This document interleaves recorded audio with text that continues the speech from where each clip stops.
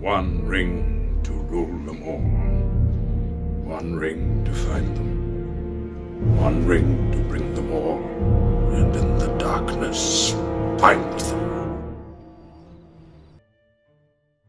Welcome all Middle-earth fans to my 8th video. My name's Anders and I'm the host of Lord of the Rings. And Lord of the Rings is a YouTube channel that's going to discuss and analyze different Lord of the Rings topics each and every week. Here are my social media channels where you can follow me for updates on my videos and also other Lord of the Rings news. This week's video is going to be about some of the differences between Peter Jackson's movies and the Tolkien's books. So this leads to number 1, and the first one is Beorn. So Beorn had a bigger part in the Hobbit book than he did in the Hobbit movie. I know Peter Jackson had to squeeze a lot in the Hobbit movie, but he could have taken some of the Legolas scenes out. So this flows perfectly into number 2, which is Legolas's inclusion in the Hobbit movies. In the Hobbit books, there is no mention of Legolas anywhere, but Peter Jackson decides to put him in the Hobbit movies. Sure, Legolas was alive at the time of The Hobbit, and he also did live in the Mirkwood Kingdom where the elves captured Bilbo and company and imprisoned them, but he still wasn't in the book, and he was made into the movie. But I think Peter Jackson maybe should have dialed down how much of a role he had in the movie, at least if he's going to be in there. But you still got to keep some of his cool fight scenes for sure.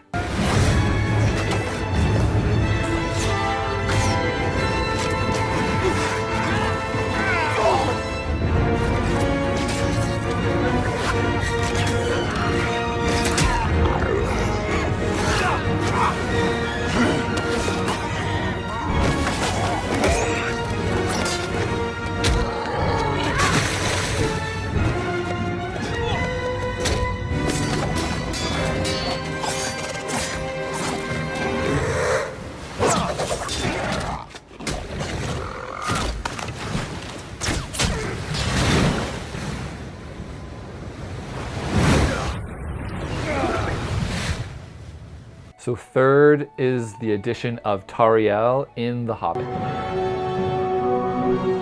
So Tauriel is a made-up character by Peter Jackson and isn't featured in Tolkien's Hobbit book. I think Tauriel is a pretty cool character.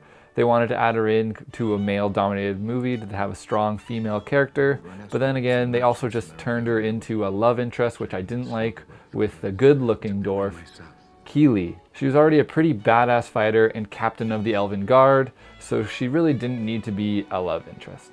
So technically she shouldn't be in the movie, but I do understand Peter Jackson wanting to add a strong female character into a male-dominated movie such as The Hobbit. So fourth, there is no Tom Bombadil in Lord of the Rings the movie.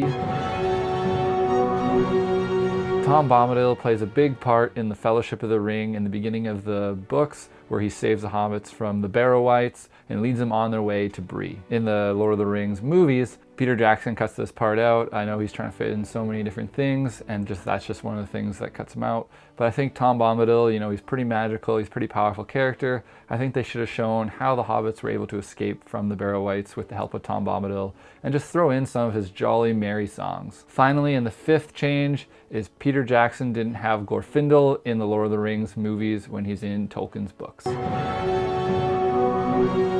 In Tolkien's books, Glorfindel comes to Aragorn's aid to help get Frodo after he is stabbed by the Witch King of Angmar. So Glorfindel's role in the movie was replaced by Arwen. Arwen is Aragorn's love interest. And I also see again why Peter Jackson wanted to add another strong female character to a male-dominated movie. Also, Arwen's pretty badass, and she's still able to use some elven magic to control the river so that it wipes down and destroys the Nazgul, taking them downstream so she can save Frodo and get him to Rivendell. Well, these are some of the major differences between the movies and the books that I have some likes and dislikes about. If you haven't already, give my video a like. You can also press the subscribe button down below, and also leave a comment down below. Let me know what you think about these differences between the movies and the book. You can follow my social media channels. I'm on Facebook at Lore of the Rings, and I'm also on Twitter at RingsLore, and I'm also on Instagram at loreofthe.rings. Repeat, loreofthe.rings. Stay tuned, Middle-earth fans, for my next video that's going to be about the creation of kingdoms. I hope you guys all have a great week, and we'll see you next time on Lore of the Rings.